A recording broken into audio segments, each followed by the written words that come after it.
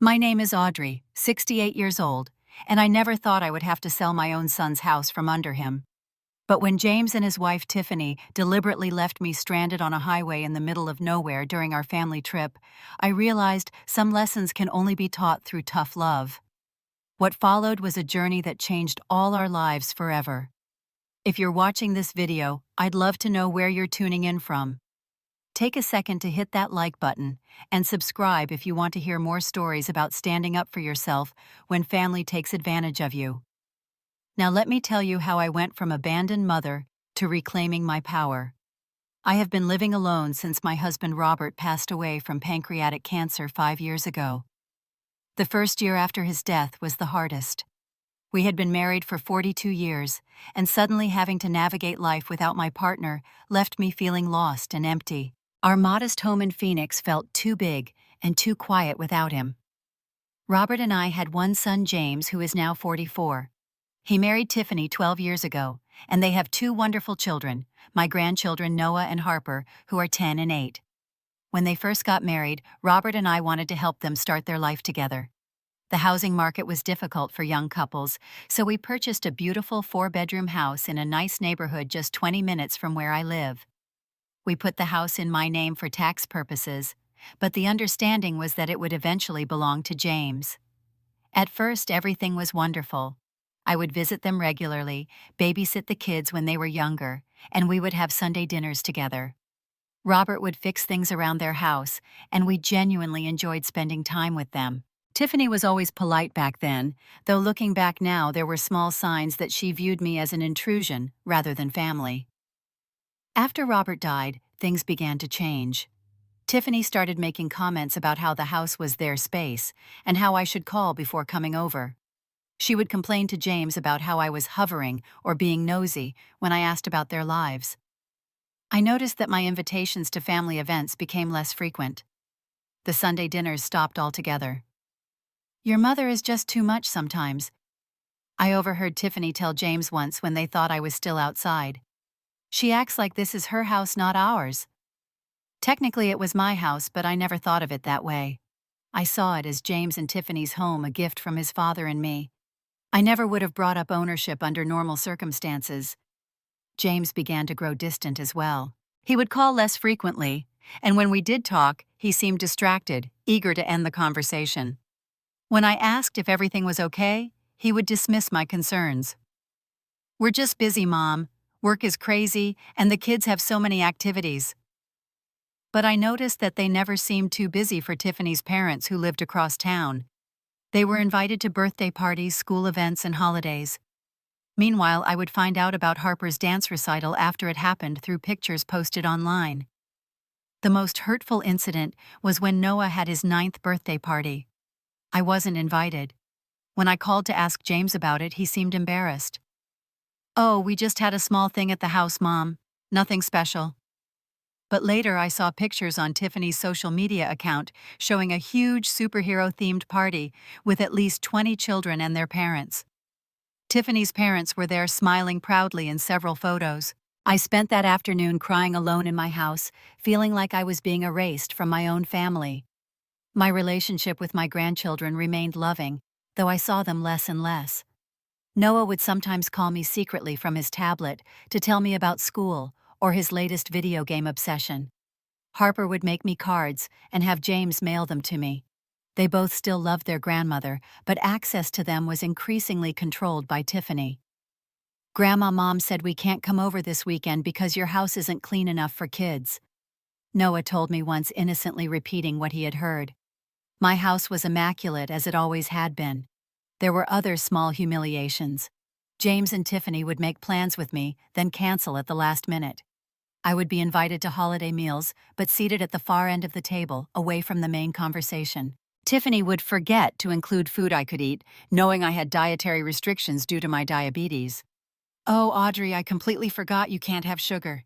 There's some celery in the fridge if you want," she said one Thanksgiving, after presenting a meal where every side dish contained ingredients I couldn't eat. I tried talking to James about how I was being treated, but he would either minimize the issues or get defensive. "You're being too sensitive, Mom. Tiffany is under a lot of stress with the kids and her job." I began to withdraw, not wanting to cause problems for my son's marriage. I focused on my own life, joining a book club, volunteering at the local library, and making new friends. But the hole left by my diminishing relationship with my son and grandchildren was impossible to fill completely. Despite all this, I never stopped hoping things would improve. I kept trying, sending gifts for the children, offering to help in any way I could, and maintaining a positive attitude whenever I did see them. I believed that family was worth fighting for no matter what. That's why when James called me out of the blue to invite me on a family trip to the Grand Canyon, I was overjoyed. Maybe things were finally changing. Maybe Tiffany had had a change of heart. Maybe my son had finally realized how I was being treated and wanted to make amends. I allowed myself to hope. How wrong I was. The invitation to join the family trip came on a Tuesday afternoon. I was watering my plants on the back patio when my phone rang. Seeing James's name on the screen made my heart leap with happiness, as it always did, despite our strained relationship. "Mom," he said, sounding more enthusiastic than he had in months. "We're planning a trip to the Grand Canyon this weekend. The kids really want you to come with us." I was stunned into momentary silence. This was the first time in years that they had invited me to do something significant with the family. "Are you sure, James? What about Tiffany?" I couldn't help asking.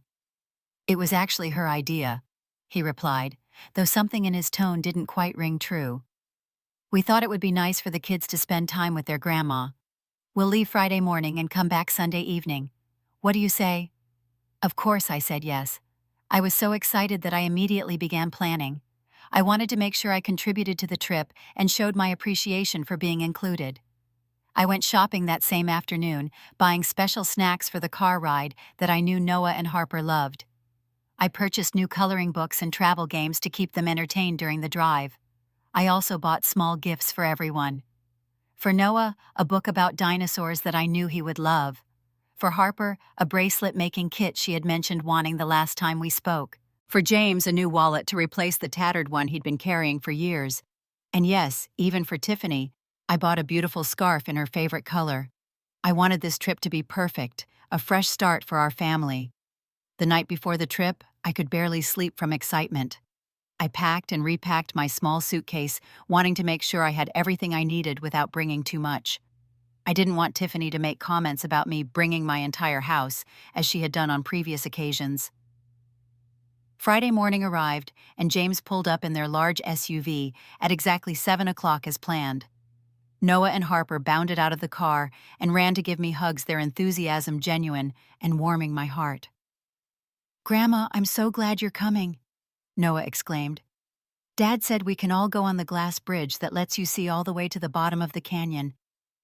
And we're going to have a campfire and make s'mores," Harper added, bouncing on her toes. James helped load my suitcase into the trunk, while Tiffany remained in the passenger seat scrolling through her phone. She gave me a brief wave, but didn't get out of the car to greet me. I chose to ignore this small slight, focusing instead on the positive. I was going to spend 3 days with my family, including my precious grandchildren. Nothing could ruin that. As we began the drive north toward the Grand Canyon, the atmosphere in the car was pleasant. The children chatted excitedly about what they wanted to see and do. James seemed relaxed behind the wheel, occasionally joining in the conversation. Even Tiffany appeared to be in a good mood, though she directed most of her attention to her phone. "I brought some snacks for everyone," I said after about an hour on the road, reaching into my bag to pull out the treats I had carefully selected. "Oh, we already have snacks," Tiffany said quickly, turning around to look at me with a tight smile. "The kids are on a low-sugar diet right now. Doctor's orders." This was news to me, and judging by the confused looks on Noah and Harper's faces, it might have been news to them too. "But Mom, you let us have chocolate chip cookies yesterday," Harper pointed out innocently. Tiffany's smile faltered for just a moment before she replied, "That was a special treat. We need to be more careful on the trip." I put the snacks away without argument, not wanting to create tension so early in our journey. But I noticed James glancing at his wife with a puzzled expression in the rearview mirror. As the miles passed, small irritations began to accumulate. Tiffany complained about the podcast I suggested listening to. She made a pointed comment about the old people smell in the back seat where I was sitting with the children. When I offered to help navigate using the paper map I'd brought just in case the GPS failed in the remote areas, she laughed and told James, "Your mother still thinks it's 1990. The children seemed to sense the tension and became quieter. Noah leaned against me, whispering, "I would like some of your snacks, Grandma," when his mother wasn't paying attention. I discreetly gave him and Harper some of the dried fruit and nuts I had packed, which they ate quickly and silently. By midday, we needed to stop for fuel and a bathroom break. James pulled into a large service station off the highway about halfway to our destination. It was a busy place with a convenience store restaurant and gas pumps. "I'll fill up the tank," James said. "Why don't you all use the restroom and maybe grab some lunch?" Tiffany immediately took the children's hands. "Come on, kids, let's find somewhere to eat." I followed them into the main building, noticing how Tiffany deliberately walked quickly, making it difficult for me to keep up with my slight arthritis. Inside, they headed for the restaurant area, while I made my way to the restroom first. When I came out, I spotted them at a table in the fast food section. I joined them, and Tiffany looked up with obvious annoyance. "We already ordered," she said flatly. "That's fine. I can order something for myself," I replied, trying to maintain a pleasant demeanor. I went to the counter and purchased a small sandwich and a bottle of water. When I returned to the table, I noticed they had arranged the seating, so there wasn't really room for me. I pulled over a chair from another table. The meal was uncomfortable, with Tiffany dominating the conversation, discussing plans for the weekend that apparently had been made without considering my input. Several times when the children tried to include me in the conversation, she would interrupt or change the subject. As we finished eating, I realized I had left my water bottle in the car and was feeling thirsty from the dry desert air. "I'm going to run to the convenience store to get some water before we leave," I told them. "We're going back to the car," Tiffany announced, standing up and gathering the trash from our meal. "James is probably wondering what's taking so long." "I'll just be a minute," I assured her. "You can tell James I'll be right out." "Fine," she said with a shrug. "Come on, kids." I watched them head toward the exit, then made my way to the convenience store section of the building. There was a line at the register, and it took longer than I expected to purchase my water. Still, it couldn't have been more than 5 or 6 minutes before I walked back out to the parking lot. I looked around for our SUV in the spot where James had parked it. It wasn't there. I walked up and down the rows of cars, thinking perhaps I had gotten confused about the location. But there was no sign of their vehicle anywhere. That's when the first jolt of panic hit me. Had they moved to another part of the service station? Had James needed to relocate the car? For some reason, I pulled out my phone and called James. The call went straight to voicemail. I tried again with the same result. Then I texted him, "Where are you?" "I'm out in the parking lot." I waited a few minutes, growing increasingly anxious. Finally, my phone pinged with a response, but it wasn't what I expected. "We decided to continue the trip. You were taking too long. You can find your own way home." I stared at the message in disbelief. This couldn't be happening. They wouldn't just leave me here miles from home in the middle of nowhere. But as minutes passed and more calls went unanswered, the horrible truth sank in. My son and his family had abandoned me on the highway. My first reaction was pure disbelief. I stood in the parking lot staring at my phone, reading and rereading the cold message from my son. Surely this was a mistake, a bad joke. They must have just moved the car to another part of the service station. "James, this isn't funny. Where are you?" I texted back, my fingers trembling slightly. There was no immediate response. I called his number again and again. It went straight to voicemail. I called Tiffany's phone with the same result. I even tried calling Noah's tablet, but there was no answer there either. As the reality of the situation began to sink in, I felt a wave of panic rising in my chest. I was standing alone in a service station parking lot somewhere in northern Arizona, at least 100 miles from home. I was 68 years old, with only my purse, a bottle of water, and the clothes on my back. I walked back inside the building, trying to keep my composure, while my mind raced with confusion and fear. Had there been some kind of emergency? Had something happened to make them leave suddenly? But no. The text message made it clear this was deliberate. I sat down at an empty table trying to gather my thoughts. After about 20 minutes, my phone finally pinged with another message from James. "Mom, I'm sorry. Tiffany insisted we leave. She said you were deliberately slowing us down and ruining the trip. I'll make it up to you when we get back. You can take a bus home." I felt as if I'd been slapped. My own son had chosen to abandon his mother at a highway rest stop rather than stand up to his wife. The betrayal cut deep, bringing tears to my eyes that I quickly wiped away. I would not break down in public. Looking around the busy service station, I approached the information desk and asked about bus services back to Phoenix. The young man behind the counter looked at me sympathetically. "The next bus heading south isn't until tomorrow morning, ma'am. And it doesn't go all the way to Phoenix, you'd need to make a connection." My heart sank. I would have to spend the night here alone in a strange place. I asked about nearby motels, only to learn that the closest one was 5 miles away, and there were no taxis or ride-sharing services in this remote area. As I stood there feeling more helpless by the minute, a woman about my age approached me. She had overheard my conversation with the desk clerk. "Excuse me," she said gently. I couldn't help overhearing. "Are you stranded here?" Her name was Martha, and she turned out to be my saving grace that day. Martha was a retired schoolteacher, driving back to Tucson after visiting her daughter in Flagstaff. When I explained my situation, carefully omitting the humiliating details of being abandoned by my family, she immediately offered to help. "I'm heading south anyway. I can take you at least part of the way, get you to a town with better transportation options." I nearly broke down in gratitude. Martha helped me to her car, a well-maintained older model sedan, and we set off. During the drive, she shared stories about her own family, including some tensions with her son-in-law, that made me feel less alone in my struggles.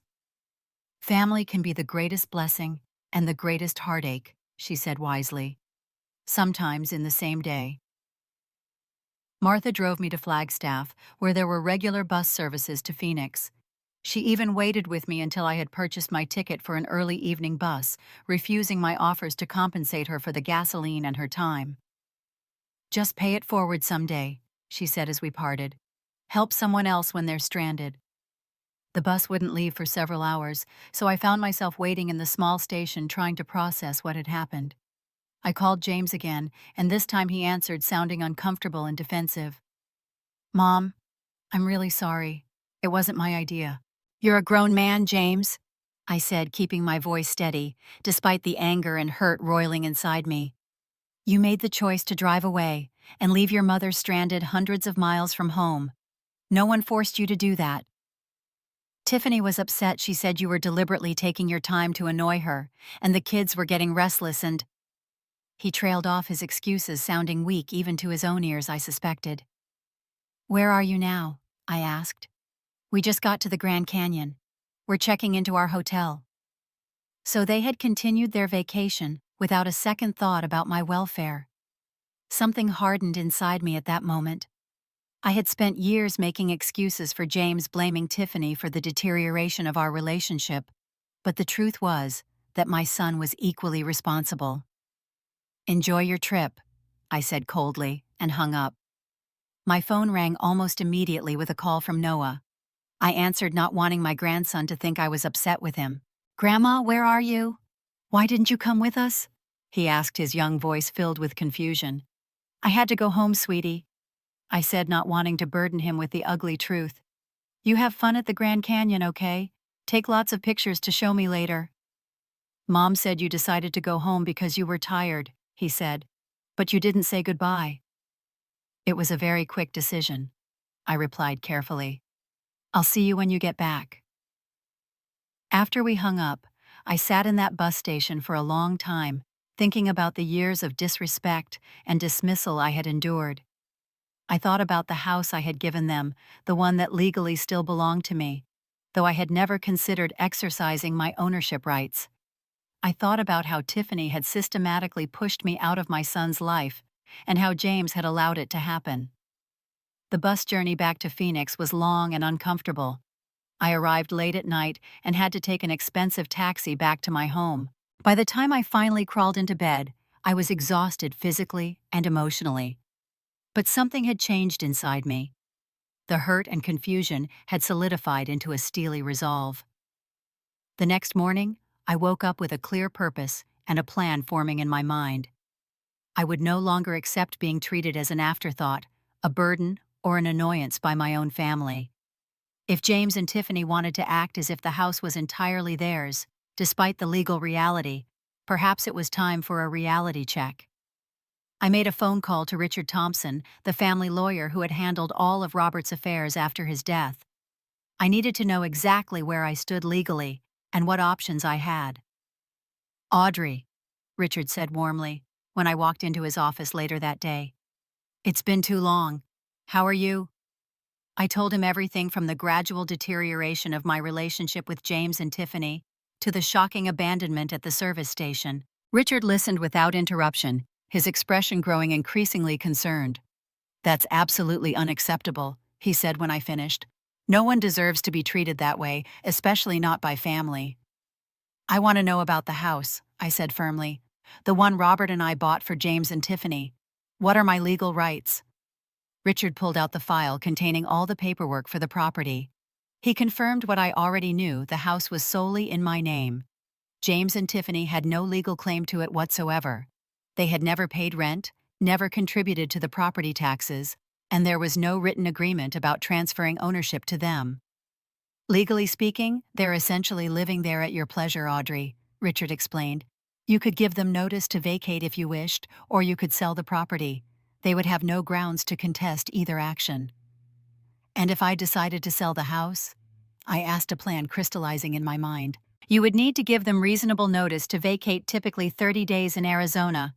All proceeds from the sale would be yours entirely."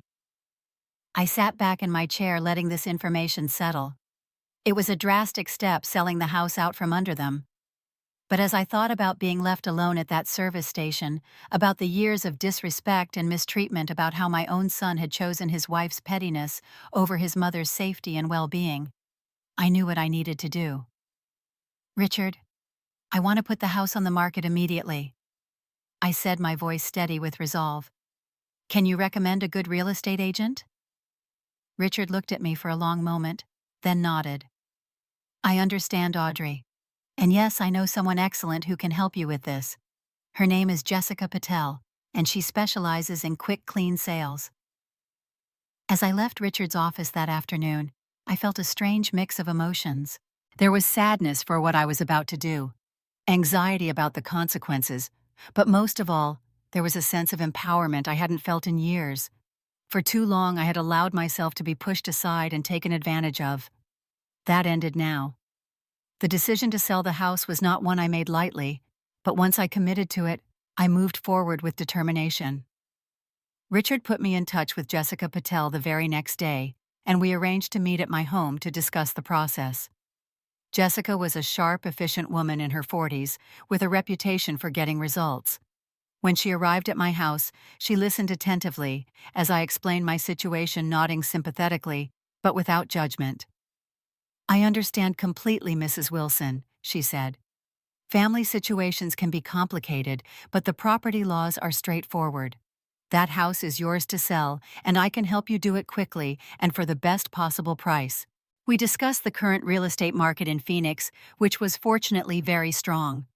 Houses in the neighborhood where James and Tiffany lived were selling rapidly, often above asking price. Jessica recommended listing the property at $520,000, slightly above market value, but not unreasonably so.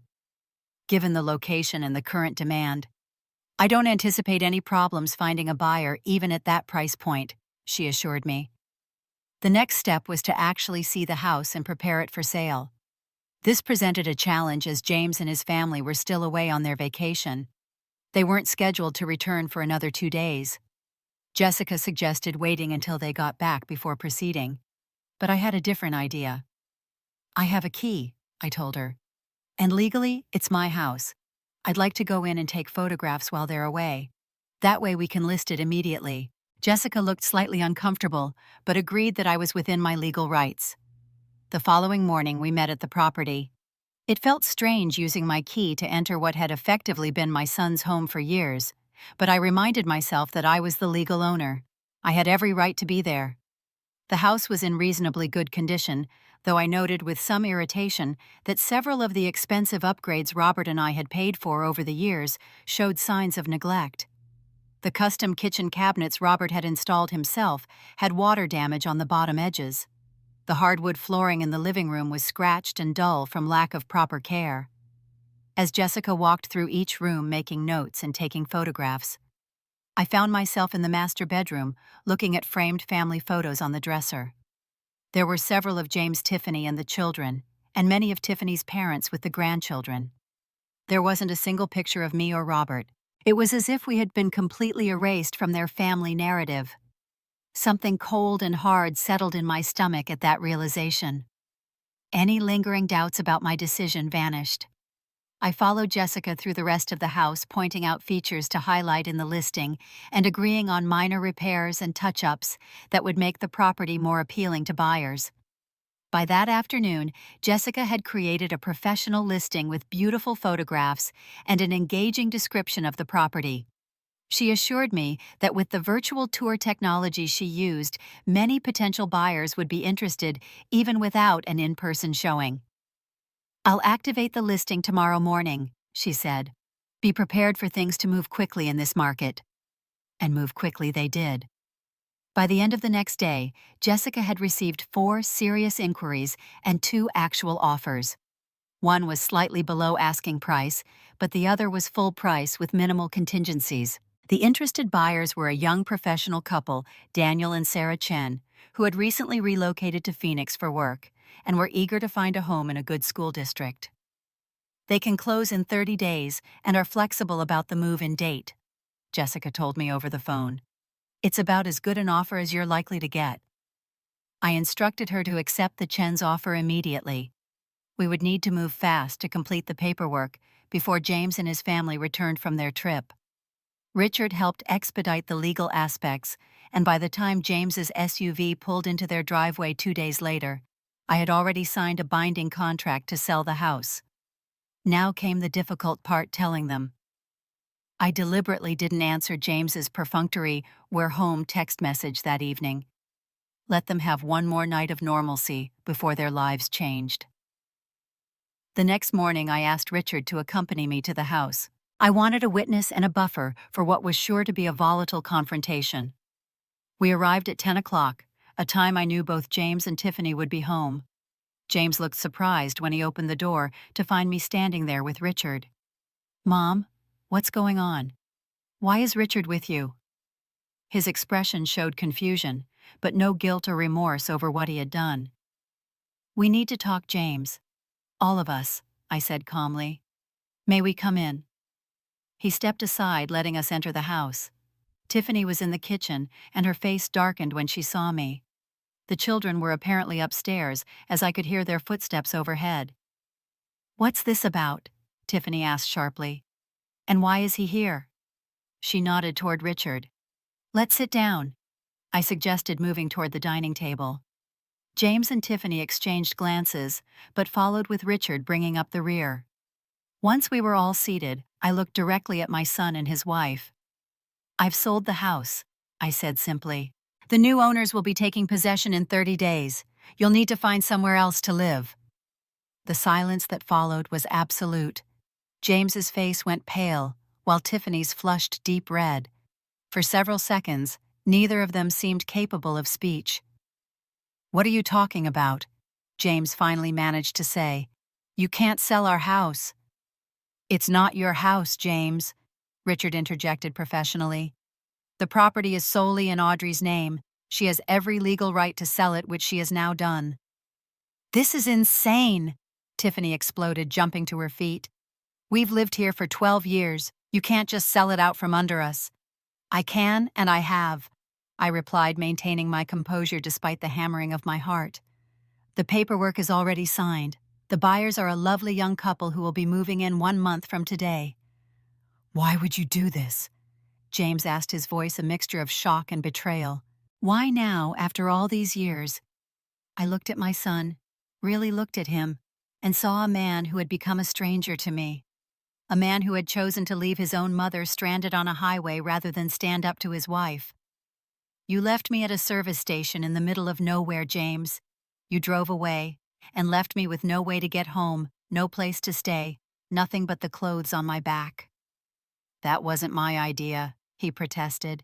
Tiffany was the one who insisted we leave.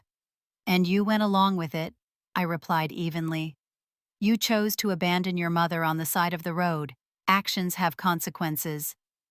Tiffany was pacing now, her face contorted with rage. This is about that.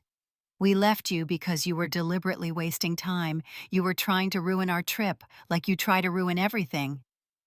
I turned to look at her, keeping my voice calm, despite the anger bubbling beneath the surface. I was buying a bottle of water, Tiffany. I was gone for less than 10 minutes. There is no justification for what you did.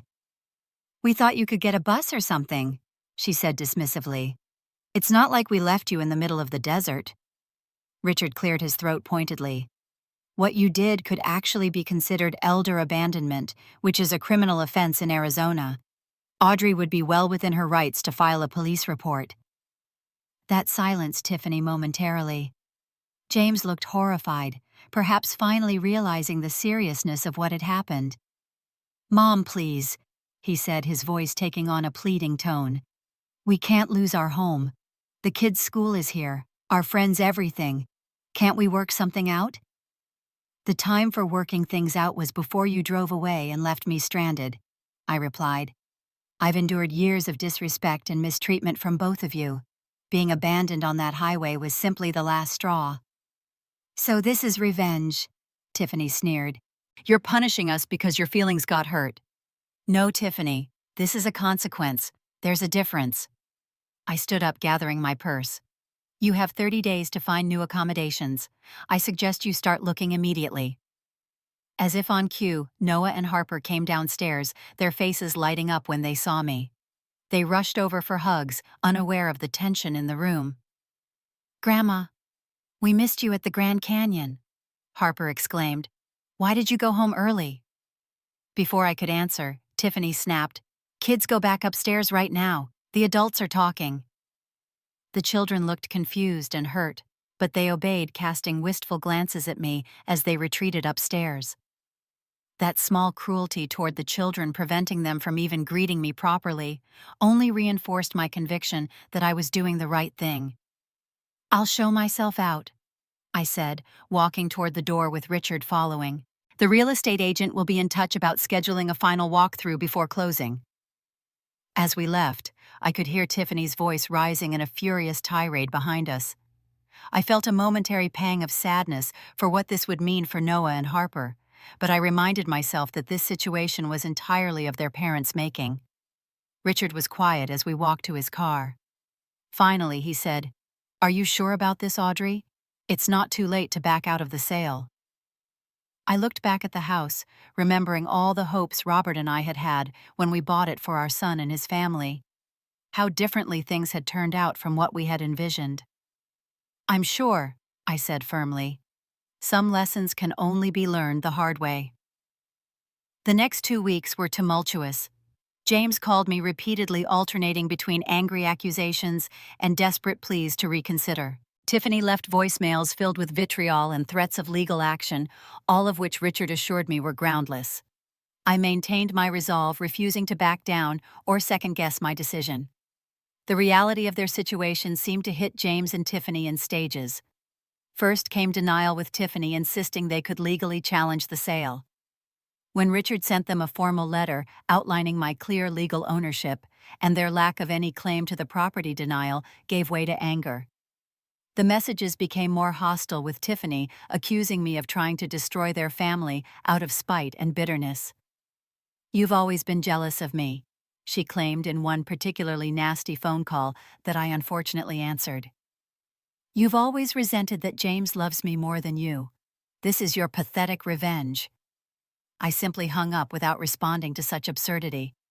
James's approaches were more varied. Sometimes he would appeal to my maternal instincts. Think about Noah and Harper, Mom, he would plead. They're going to be uprooted from their home, their school, their friends. Is that what you want for your grandchildren? Other times he would try to minimize what had happened at the service station. "It was a misunderstanding. We thought you had made other arrangements to get home. Tiffany said you told her you were tired of the trip and wanted to go back." This was an outright lie, and we both knew it. The fact that he would attempt such a transparent falsehood only strengthened my resolve. My son had not only failed to stand up for me, he was now actively participating in gaslighting me about the incident. About 10 days after I informed them of the sale, the tone of James's calls changed. The anger and manipulation gave way to a quiet desperation that was harder to ignore. "We can't find anywhere to live, Mom," he told me, his voice strained. "Not on such short notice, not in the kids' school district, not that we can afford. We're going to end up in some terrible apartment in a bad neighborhood." "You and Tiffany both have good jobs," I pointed out. "You haven't paid rent or a mortgage for 12 years. Surely you've saved enough for a down payment on a house of your own." There was a telling silence on the other end of the line. Then James admitted, "We don't have much saved.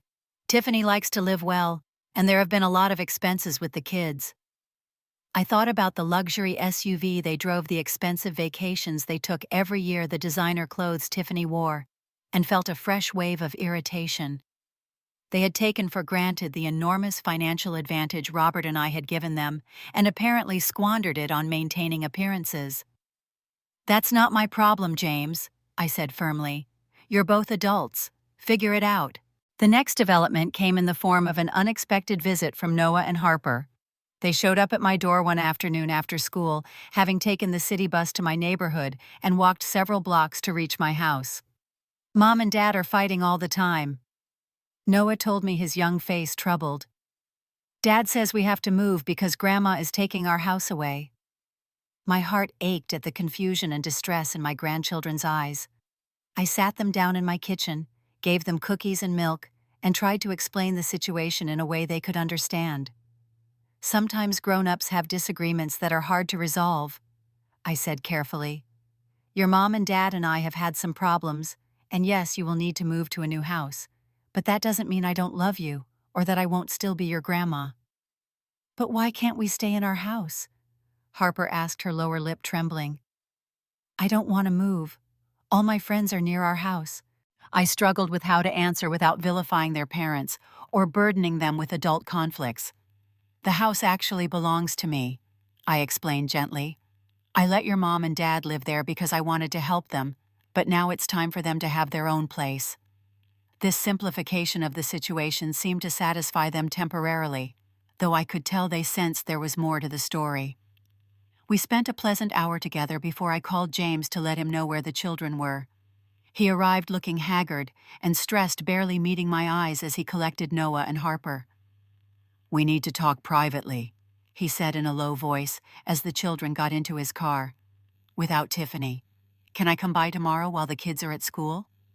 I agreed, curious about what he wanted to discuss without his wife present. The next day, James arrived at my house looking even more worn down than before. He had dark circles under his eyes and seemed to have lost weight. "Tiffany and I are having serious problems," he confessed once we were seated in my living room. "This situation with the house has brought a lot of issues to the surface." I listened silently as James described how their marriage had been struggling for some time. Tiffany's controlling behavior and constant demands for a lifestyle they couldn't really afford had created ongoing tension. My decision to sell the house had turned that tension into open conflict. "She blames me for not having the house put in our names years ago," he said. "She says I should have insisted on it after Dad died, that I'm weak for letting you maintain ownership." "Would you have done that?" I asked quietly. "Demanded that I sign over the house?" James looked ashamed. "No, it never even occurred to me. The house was a gift from you and Dad. I always thought of it as ours in practice, but I understood it was still legally yours." "Then why did you allow Tiffany to treat me the way she did, to gradually push me out of your lives, to leave me stranded on that highway?" The questions had been burning inside me for weeks. My son's face crumpled in a way I hadn't seen since he was a small boy. "I don't know, Mom. I was a coward. I didn't want to deal with her anger, her tantrums. It was easier to go along with what she wanted." He wiped at his eyes. I've been weak for a long time. I see that now. There was a part of me that wanted to comfort him, to tell him everything would be all right. But another part, the stronger part, knew that James needed to face the consequences of his choices and find his own way through this mess. What are you going to do now? I asked instead. I don't know, he admitted. We've found an apartment we can afford, but it's small and in a different school district. Tiffany is furious about it. She's talking about taking the kids and moving in with her parents. And what do you want, James? I pressed. Not what Tiffany wants, not what's easiest. What do you want? He looked startled by the question, as if he hadn't considered his own desires in a very long time. I want my children to be happy and secure, he said slowly. I want to be a better father to them than I've been recently. And he hesitated, looking at me with genuine regret in his eyes. I want to fix things with you, Mom. I'm so sorry for everything. For abandoning you, for letting Tiffany push you away, for being such a disappointment as a son. His words touched me, but I wasn't ready to simply forgive and forget. Apologies are a start, James, but rebuilding trust takes time and consistent action. You've made choices that hurt me deeply. That can't be undone with a simple, I'm sorry. He nodded, accepting my response without argument. I understand. I just hope you'll give me a chance to show you I can change, that I can be better. As he was leaving, he turned back with one more question. The money from the sale of the house, what will you do with it? That's not your concern, I replied, perhaps more coldly than necessary. In truth, I hadn't fully decided what to do with the proceeds. Part of me wanted to use some of it to set up college funds for Noah and Harper, but I wasn't ready to share that thought with James yet. The following week brought more developments. Tiffany, realizing that her threats and tantrums weren't going to change my mind about the house, shifted tactics. She showed up at my door unannounced one afternoon, looking uncharacteristically subdued. May I come in, Audrey? She asked, her usual sharpness muted. I think we should talk. Warily, I invited her in, curious about this unexpected visit. We sat in my living room, the atmosphere tense and awkward. I want to apologize for leaving you at that service station, she began, though her tone suggested the words were rehearsed rather than heartfelt.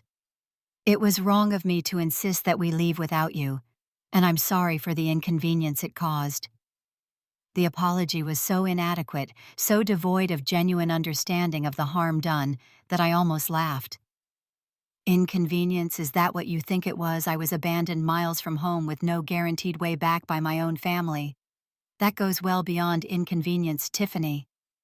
She had the grace to look uncomfortable. I know it was wrong. I was frustrated and made a bad decision in the heat of the moment. And what about the years of gradually pushing me out of my sons' and grandchildren's lives? The constant disrespect, the deliberate exclusion from family events, were those all just bad decisions in the heat of the moment, too? Tiffany's facade of contrition cracked slightly, revealing the familiar irritation beneath. You've always exaggerated how we treated you. You were included in plenty of things. Don't gaslight me, I said firmly. We both know exactly how things have been. Now, what is it you really came here to say? I doubt it was just to offer that hollow apology. She straightened up, getting to the real purpose of her visit. I want to discuss buying the house from you. James and I can get a mortgage. We'll pay you market value. I shook my head. The house is already sold, Tiffany. The contract is signed, the closing date is set. It's too late for that option. You could back out of the sale, she pressed. There must be a way to cancel it. Even if there was, I wouldn't. The Chens are excited about their new home. I'm not going to disappoint them to accommodate you, especially after how you've treated me. Tiffany's polite mask slipped completely then. This is so vindictive. You're punishing the children because you're angry with me. What kind of grandmother does that? I'm not punishing anyone, I replied calmly. I'm allowing natural consequences to unfold. You and James made choices. Now you're facing the results of those choices. That's how life works. She stood up abruptly, her face flushed with anger. You'll regret this, Audrey. When James and I divorce and the children grow up never knowing their grandmother, you'll regret being so stubborn and unforgiving. I walked her to the door, maintaining my composure, despite her attempt to manipulate me with threats about access to my grandchildren. Goodbye, Tiffany. I wish you and James luck in finding your new home. As the door closed behind her, I felt an unexpected sense of peace. Whatever happened next, I had stood my ground.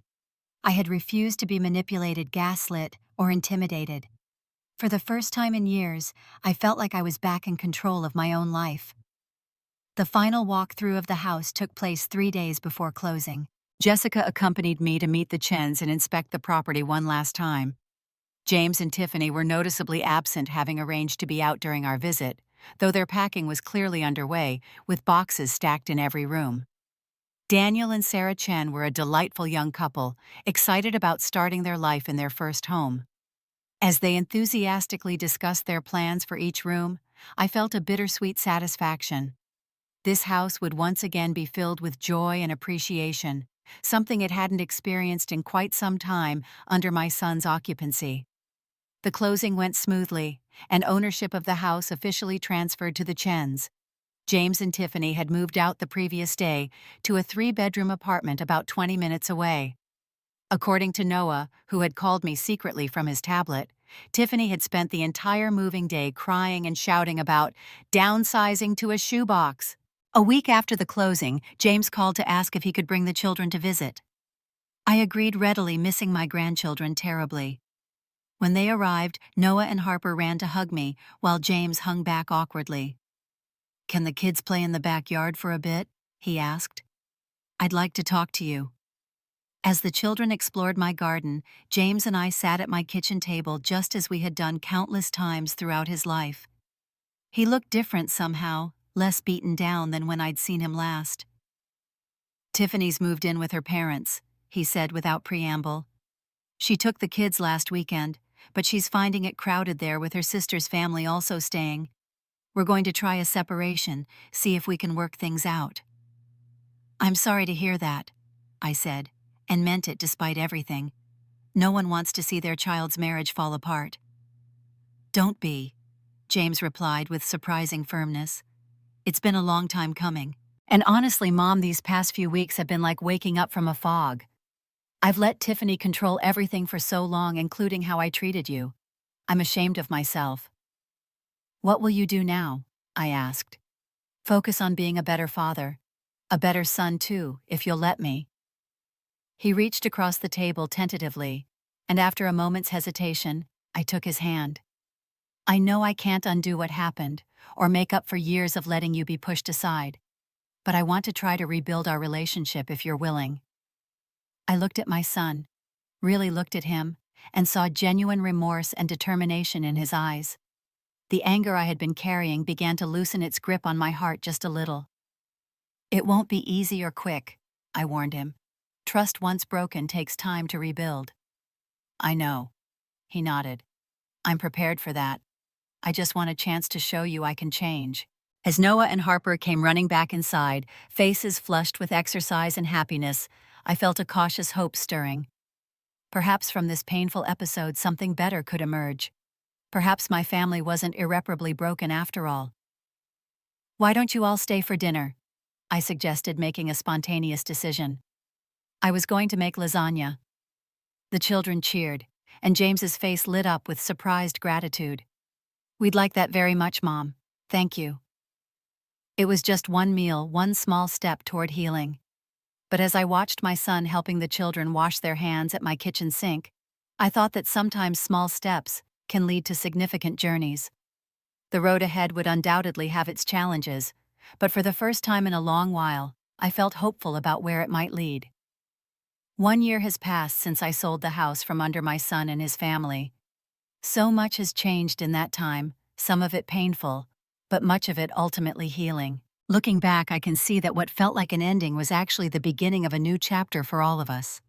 With the proceeds from the house sale, I purchased a comfortable 2-bedroom condominium in a pleasant community for active seniors. My new home is smaller than my old house, but it suits my needs perfectly.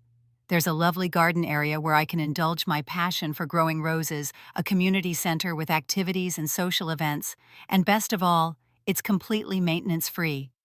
No more worrying about leaky roofs or broken water heaters.